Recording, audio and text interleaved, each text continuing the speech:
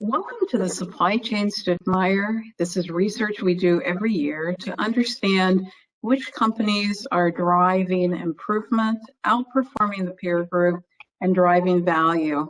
My name is Lora Cecere. I'm the founder of Supply Chain Insights, and today I want to talk about what is supply chain excellence, which companies are outperforming their peer group, and what can we learn from the insights. So let's start with an introduction.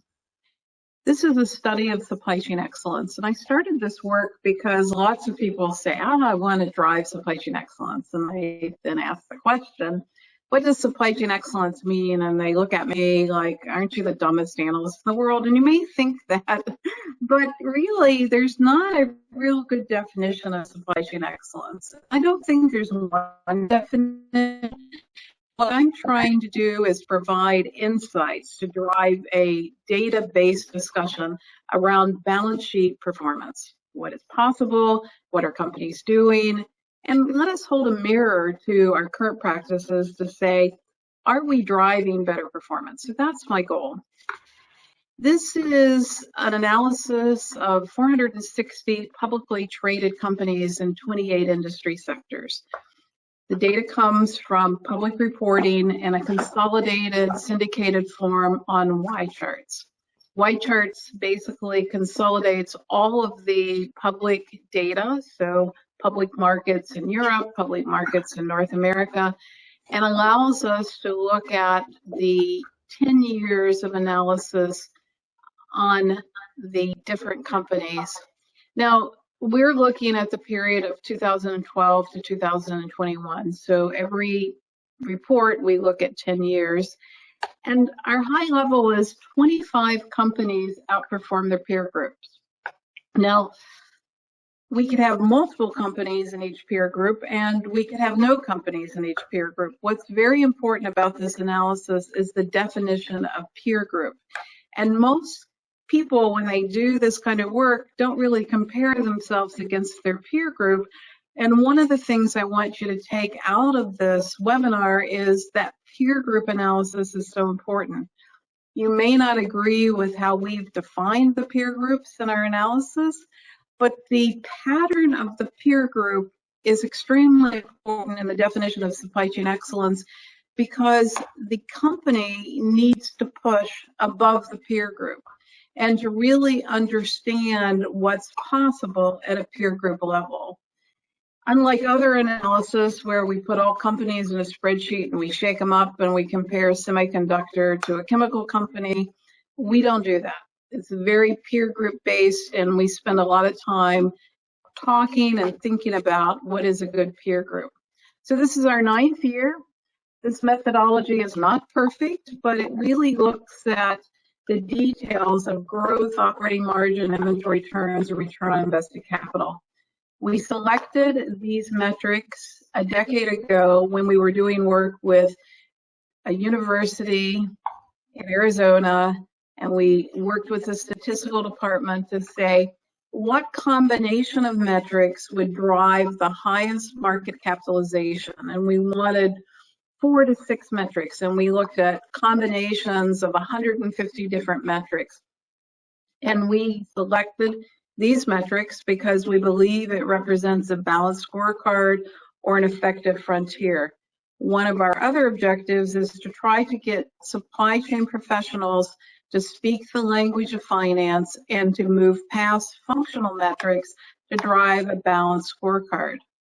So why do we do this? Well, first of all, we want to drive a different discussion on supply chain excellence, and we want to have an objective measurement for our research as well as for the boardroom. But we also want to help to share data with supply chain leaders around the world to help people to benchmark and build balanced portfolios. One of the things that companies struggle with is, what is a good benchmark, say, for inventory turns, or how have inventory turns changed in certain industries, or who's doing better at margin.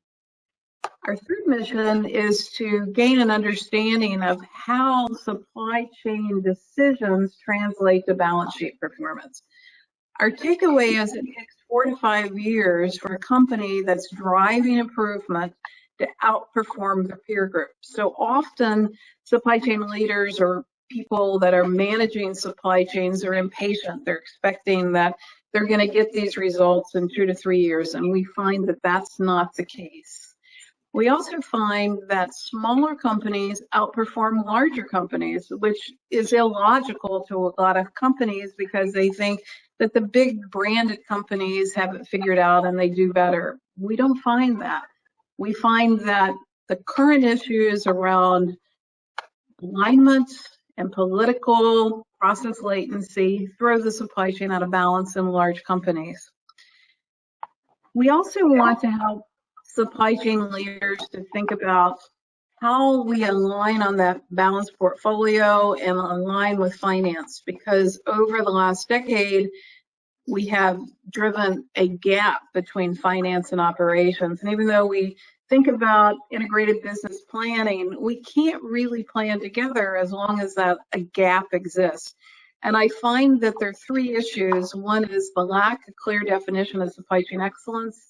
Second is alignment on line of sight or which horizon we're talking about and constraints and what's feasible.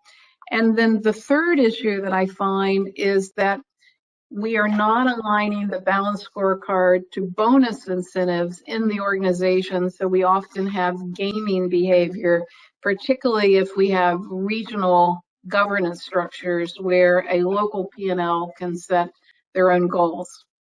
So in summary, our goal is to build an objective standard that's data-driven and updated with the industry as the industry changes so that we can help people to understand what is resilience, how do I drive consistent results year over year and weather the market. And I got to tell you, as I look at the last 4 years of the market by industry segment, it's like, wow, what a ride we've been on. I mean, we have to have a whole different discussion of resiliency, but also how we have balance in the organization on a balanced scorecard, how we define performance, how we define improvement, and then the discussion of value.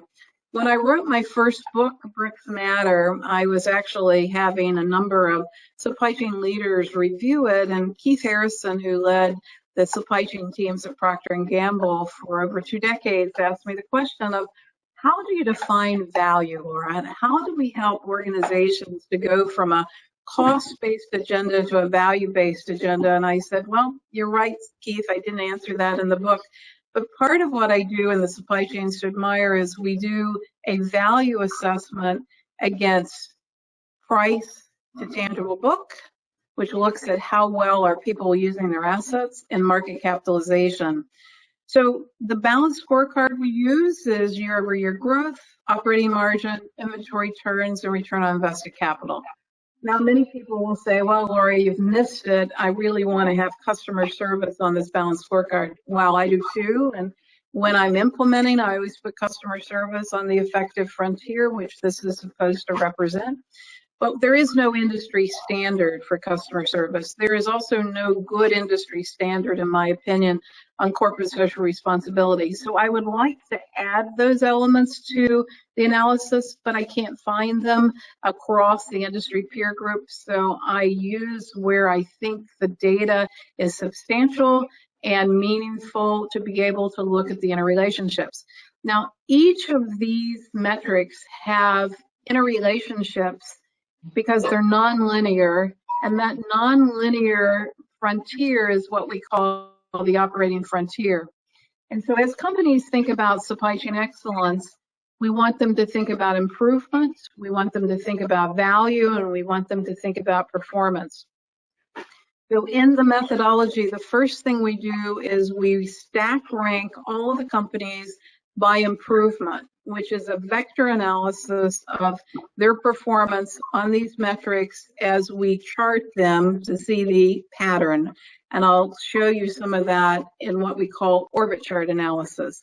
If companies are driving improvement at the intersection of growth and return on invested capital and operating margin and inventory turns, they're stack ranked, and the index, which measures that, will start at 1, and the company that's driving the best improvement actually has a low ranking.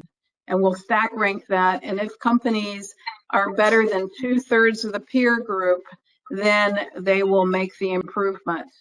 And then there's the value assessment, and that assessment is either they're outperforming the peer group based upon price to tangible book or performance on the outstanding metrics of growth, operating margin, inventory turns, return on invested capital. And I just want to talk a minute about this, about the difference between cost and operating margin, because many times companies are focused on cost, but the focus on margin drives better alignment in the organization.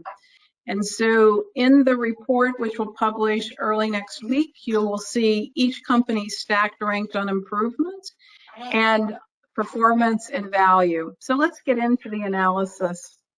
And Regina, maybe we could mute, there's a little background noise there, and so I just want to get the background noise out. So the first thing is, market has been extremely turbulent, and if you look at the days of inventory by industry and the comparison over the years, we have 37 more days of inventory across the industry segments than we did in the Great Recession of 2007. And you might say, wow, our shelves are bare, we're struggling for orders and reliability on that first mile. How can we have more inventory? Well, 3 things have happened. We have more in-transit inventory because of the longer lead times and the lack of variability, insights on what's happening in logistics. Second thing is our cycle times increased in manufacturing with the lengthening of the long tail. And we're not as good at production scheduling as we used to be. And so in-transit inventories and cycle inventories that are happening in manufacturing are the first 2 reasons. The third reason is that we've been very reactive through the pandemic, and many organizations have the wrong inventory. So I'm expecting we're going to have a lot of inventory restatement. We've already started to see this with Bed Bath & Beyond and Target, and people are starting to write down their inventories, and our warehouses are full, our containers are full, and we're going to have a balancing of inventory. But if you look across these inventories, inventory optimization, the form and function of inventory is an opportunity, and it's a greater opportunity now than it was before.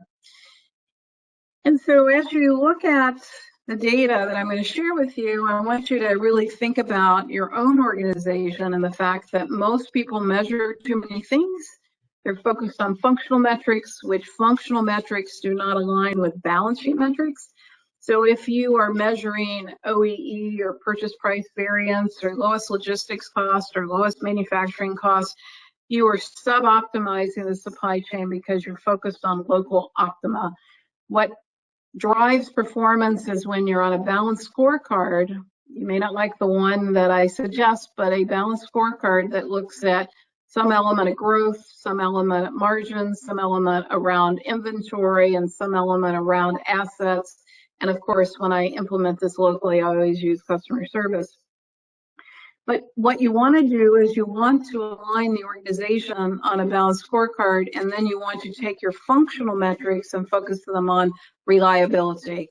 Things like forecast value added demand. Do I have a reliable demand signal? Schedule adherence and first pass yield in manufacturing. And then what you want to do is be able to look at these goals to be able to look at how I achieve balance, because most people are looking at cost and looking at an efficient supply chain, which is the lowest cost, which throws the supply chain out of balance and makes it very brittle. Instead, you have multiple supply chains. You've got some that need to be very responsive, very short lead times. You've got some that need to have a focus on cost. But most of the items, because of the extreme demand and supply variability we're experiencing right now, need an agile supply chain, which allows us to look at how do we buffer inventory through things like postponement and platform rationalization. How do we manage complexity? How do we reduce nodes? How do we design for this complexity we're seeing? And my goal is that we can drive the supply chain based upon what's possible and get out of all this financial reengineering on spreadsheets, because I think the use of spreadsheets is a major risk to the supply chain.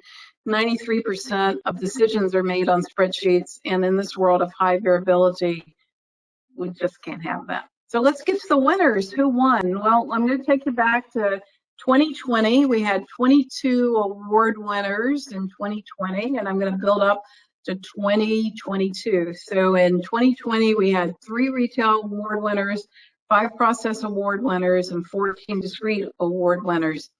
Now, L'Oreal had been an award winner every year up until this year, and they start to drop out of the supply chains to admire because of the inability to manage growth, margin, and inventory.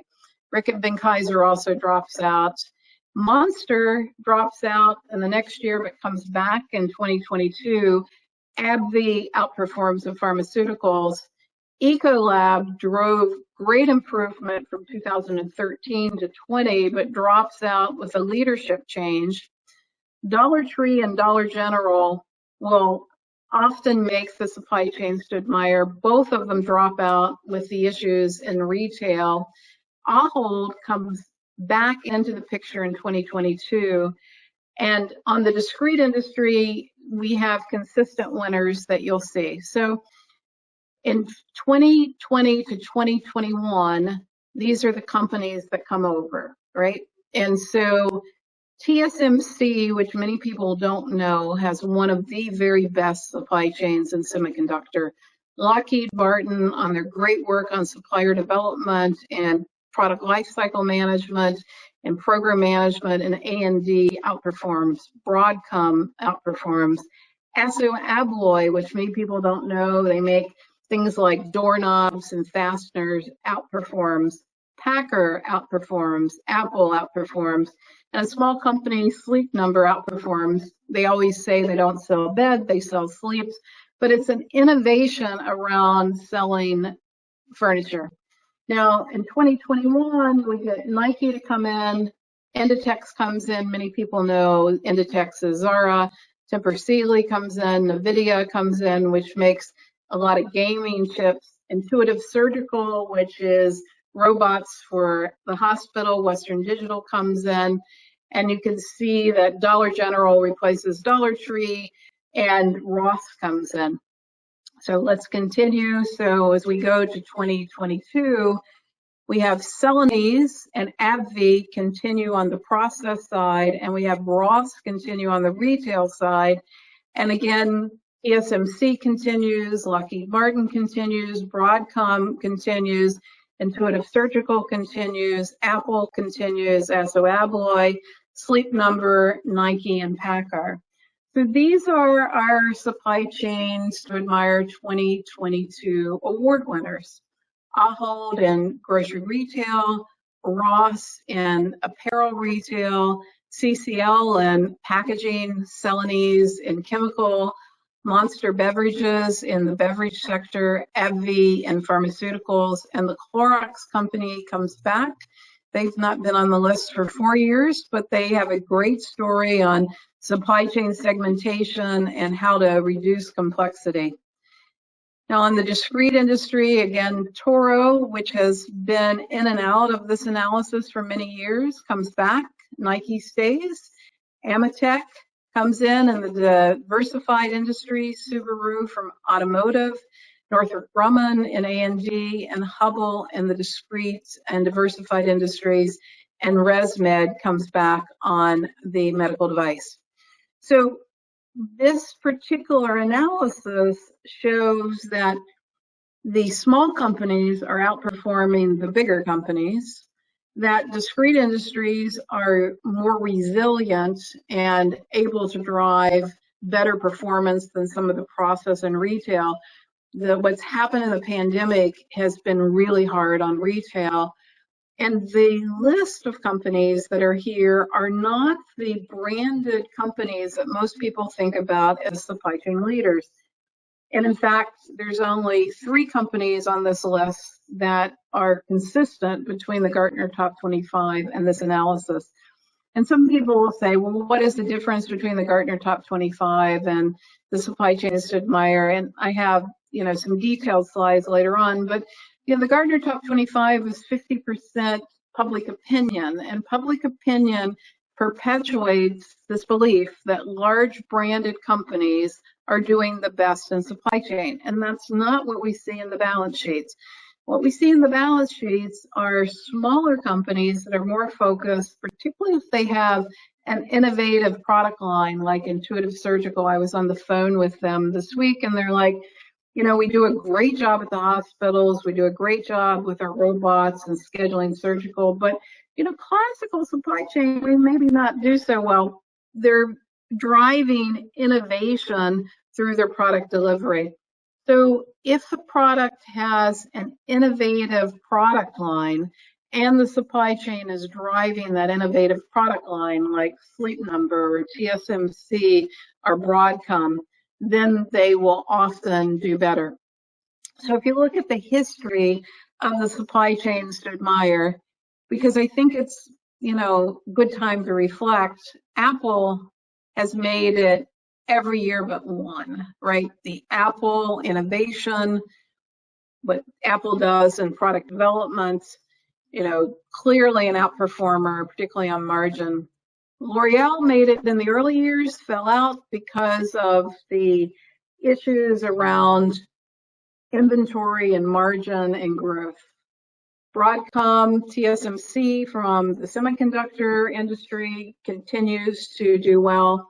You don't find Intel on this list, and you can see in the analysis, Dollar General falls out because of inventory. Nike continues. TJX falls out because of inventory management.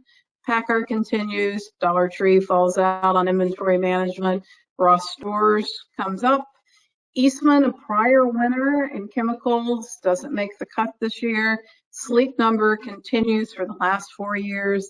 AbbVie is the winner in pharmaceuticals for the last 3 years. Azo Abloy in consumer durables. Celanese in chemical. Clorox in household products. Intuitive Surgical in med device. And Ahold in grocery retail. Monster Beverages. ResMed in medical device, and Toro. So this is where we are on the award winner survey, looking at the number of years. And what I want to do now is just spend a little time talking about the patterns and what do I see. I think it's a good time for us to question our processes, our technologies, as we think about the process in the retail industries. Why are companies not able to better perform against peer group? When we have lots of presentations on stage and we learn from business leaders, are we asking ourselves the question of, is that company outperforming their peer group as we learn from them? And do we want to emulate them? So I'm going to just give you some details around an industry. We're going to go into the process industry, and I'm going to show you some examples. I'm not going to show you a lot because I could really bore you, and it'll all be in the report that's going to publish next week. But, if you look at the industry segments, the industries perform very differently. And when we get into the details, you're going to see that the industry has more turbulence in the last 4 years than we've ever seen since we started tracking this in like 1990s. So we are riding a wave of turbulence, but yet we haven't really changed our technologies. We really haven't changed our processes. And if we look at, the year-over-year growth and the inventory turns and the operating margin and the return on invested capital on an average level, you can see that these industries perform very differently. Consumer non-durables, which is also called household products or consumer goods, operates at a higher margin than beverages or chemical or containers and packaging or food. And pharmaceuticals operates at one of the highest margins, but performs worse overall. So sometimes an industry that has a lower margin will actually outperform in supply chain because of the need. So let's take a particular industry and let's go in and let's just look at what the details tell us. So the winner in beverages is Monster Beverages. Now, if you look at beverage industry and you look at revenue growth across the historic 2012 strain place, the decline going into the pandemic at 6.4, the negative growth in 2020, and then the spike in growth in 2021, you got to say this is not a time where I really want to be doing demand management on historic orders. I really need to be much more market driven. Look at that swing in revenue growth and look at the operating margin. You know, this industry was fairly consistent in margin, but like most industries, the inventory turns are going down. And these inventory turns are going down. And again, we want inventory to turn faster. So the fact that the inventory turn is going down is a negative because it's really draining cash. These inventory turns are going down because of greater in-transit inventories, bigger issues on cycle stock management due to the long tail of the supply chain, issues of factory scheduling on cycle stock, and the added complexity in the channel. Only 9% of companies design their supply chain and very few manage complexity. But now is a time, because across all 28 industry segments, we see that inventory is an issue. And then you can see return on invested capital. And return on invested capital is a way that you can measure if a company's investments in capital are doing better than the industry. Now, this is an orbit chart, and remember I talked about that we measure improvement by looking at the patterns of the orbit chart. So one of the things we do, and it takes us about 4 months to do this report, is we look at the pattern of the orbit chart versus the industry average. So on the left-hand side in blue, you can see the industry average, and this is the intersection of inventory turns and margin. You can see a pretty small pattern, but the inventory turns are going down in beverage. Now let's look at Monster Beverage. The average, the beverage industry is 17% margin, 5.42 turns for this period. But when we look at the Monster Beverage numbers, you can see that they're operating at 32% margin and 5.47 turns. You can see the difference in the pattern, that they're outperforming their sector. Now, in the report, for every industry segment, we give you this data. And this data helps you to see what's happening across the peer group and what you can use for a benchmark standard. And again, smaller companies are outperforming bigger companies. So like Anheuser-Busch, which is very, very fanatical on inventory turns, now underperforms the inventory turn target for this particular industry. Very high margins, but underperforming in inventory. So if you go back to the methodology to make the supply chains to admire, the first cut is you look at improvement and you look at the industry, and are you doing better than the industry at a 2/3 level? So Molson Coors is driving the highest level improvement, but the cut for this particular industry is 17. Are you driving improvement up until 17? Stack ranked. And then if you meet that hurdle, then we look at performance of, are you outperforming the industry on growth? And you can see Monster is. On inventory turns, and you can see they are. On operating margin, you can see they are. On return on invested capital, and yes, they are. And are they driving better numbers on value, price to book, and market capitalization? And again, you see they are. So this company meets the supply chains to admire. Again, only 25 companies actually outperform on improvement, performance, and value. And our goal is to change the dialogue. So let's take another industry in the process industry, the chemical industry. Very different dynamics for this industry, right? You can't really compare beverages to chemical other than we have liquids that flow in pipes. But look at the revenue numbers for the chemical industry.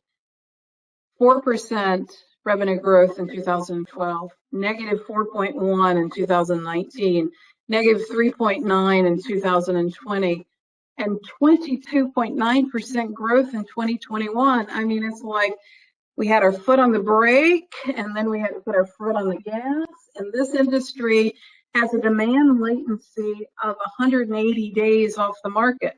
So if they're using orders, they've got their foot on the brake way too long. And look at the operating margin. They were not resilient as they saw the fall in growth. And you can see again, the inventory turns are going down because of more inventory on the water, more volatility on logistics, and the return on invested capital was seriously affected by what happened in the growth. So this industry struggled with resilience. They struggled with resilience because of demand latency, because of, the extreme volatility of demand. And if we look at just a few players across this industry, Celanese outperforms BASF and Dow, and most people wouldn't think that Celanese would outperform against BASF and Dow, but you can see that Celanese is able to, drive some of these more resiliently. And so here we have Celanese on the orbit chart, again, outperforming 14% margin, 5.52 on the inventory turns against the chemical industry, which has 11% margin and 4.95 turns. Now look at that industry chart and how the average inventory turns are going down. Many times when people benchmark, because they're not aware of what's happening in the industry, they won't necessarily set the benchmark targets appropriately to be able to look at this. And again, here we have the numbers for this particular industry, so you can look at the way we do an analysis. When we get the report, which will come out next week, and look at it for LinkedIn, you'll have all the industry segments with this information around the resiliency in the industry and who the winners are. And it's my hope that you can use this data and throw away, things that are public, beliefs about companies, to be more data-driven, comparative peer groups, and take the long view, because the only 3 companies that make the supply chains to admire and the Gartner Top 25 are Apple, AbbVie, and Nike. And I just want to change the discussion, because the Gartner Top 25 rewards 75% of companies that underperformed on growth, 29% that underperformed on margin, and 42% that underperformed on inventory turns. And I want companies to win. I want to start by redefining supply chain excellence to be not focused on functional metrics, but on balance sheet metrics, and for people to have a more holistic discussion about what is supply chain excellence, using sector data, using data-driven benchmark data, because our current perceptions of what good is not aligned with business outcomes. And I think accountability by supply chain professionals is paramount, and we need to celebrate the 4% of companies that won. So this particular report will publish next week, and we will continue the dialogue. We'll have 3 companies that will present at the Supply Chain Insights Global Summit, and it's in September 6th through the 8th. And it's in Washington, D.C., and we'll have a virtual component as well as an in-person component. So if you can't travel, you can register to hear this work online. Sarah Barnes-Humphrey will be facilitating this. And encourage your teams to, because we'll focus on 5 major themes: future supply chain 2030, things like ethical labeling, future of healthcare as we move from efficient sickness to wellness. How do we build value chains? Then we'll have the supply chains to admire presentations, and we'll examine why certain companies are winning over other companies at the balance sheet level. Then we'll have our discussion around advanced forms of analytics, things like listing posts. Western Digital has actually taken the data from customer service emails to build listing posts. I have a unified data model where a company is actually doing bidirectional orchestration on a unified data model because, as you know, many companies have multiple systems and the systems don't really align, and we can't just waste our time talking about integration. We've got to focus on interoperability. And then we'll have a discussion of outside-in processes, and then we'll end with leadership discussion. So I hope to see you there. And thank you for attending today, and thank you for joining our webinar. We will be making this available on YouTube, and we will be sharing the presentation and the report next week. Have a great day, and I hope this helps you to become much more data-driven in your definition of supply chain excellence. Thanks.